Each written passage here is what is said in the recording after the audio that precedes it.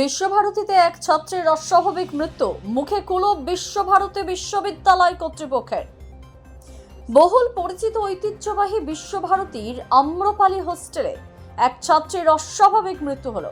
বারাণসীর বাসিন্দা ওই ছাত্রী বিশ্বভারতীর শিল্প সদনের স্নাতক স্তরে পড়াশোনা করছিলেন। বৃহস্পতিবার বিশ্বভারতীর প্রতিটি বিভাগে শিক্ষক দিবস উদযাপন হচ্ছিল, আর অপরদিকে এদিনই ওই ছাত্রীর মৃত্যুতে বিশ্ববিদ্যালয় চত্বরে চাঞ্চল্য ছড়িয়েছে। এই ঘটনায় গোটা বিশ্ববিদ্যালয়ে নেমে এসেছে শোকের ছায়া। মৃতা ওই ছাত্রীর নাম অনামিকা সিংহ।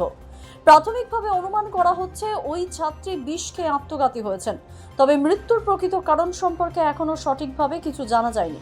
সূত্র মারফত জানা যাচ্ছে, বিগত বেশ কিছুদিন ধরে ওই ছাত্রী একা একা থাকছিলেন, কিন্তু তিনি এরকম একটি দুর্ঘটনা ঘটিয়ে ফেলবেন তা তার সহপাঠীরা কেউই ভাবতে পারেননি। বিশ্বভারতীর ক্যাম্পাস সংলগ্ন আম্রপালি হোস্টেলে ওই ছাত্রী থাকতেন বলে জানা গেছে। এদিন শিল্প সদনে শিক্ষক দিবসের জন্য আয়োজিত অনুষ্ঠানেও তিনি যাননি বলে জানিয়েছে হোস্টেল কর্তৃপক্ষ।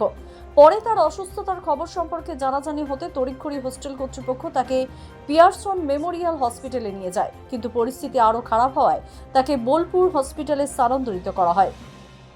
এরপরেই চিকিৎসকরা তাকে মৃত বলে ঘোষণা করেন।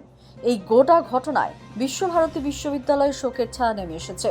মৃত ছাত্রীর বাড়িতে খবর পাঠানো হয়েছে, তারা আসছেন বলে জানা গিয়েছে। গোটা বিষয়টি নিয়ে এখনই মুখ খুলতে নারাজ বিশ্ববিদ্যালয় কর্তৃপক্ষ। এখনো এটা হাসপাতাল থেকে কনফার্মেশন হয়নি।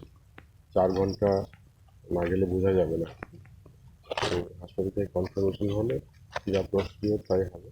না, আমি এটা কনফার্ম করতে পারবো না, হাসপাতাল থেকে সেরকমই শুনেছি, তো অফিসিয়ালি এখনো সে খবর কনফার্ম করা যাবে না, কারণ ওটা 4 ঘন্টা ওরা হাসপাতাল থেকে দেখছে। মা বাবা টাকা বলা হয়েছে? হ্যাঁ, না এখনই এইগুলো কিছুই আমরা বলতে পারবো না। অসুস্থ হয়ে হাসপাতালে ভর্তি হয়েছিল, এই তারপরে এক্সপায়ার করে গেছে। হাসপাতাল থেকে বলেছে অফিসিয়ালি, কিন্তু এখনো অফিসিয়ালি কনফার্মেশন হয়নি। 4 ঘন্টা অপেক্ষা করার নিয়ম আছে যেটা। দ্য সহজ পাঠ, সহজ কথা, সঠিক তথ্য।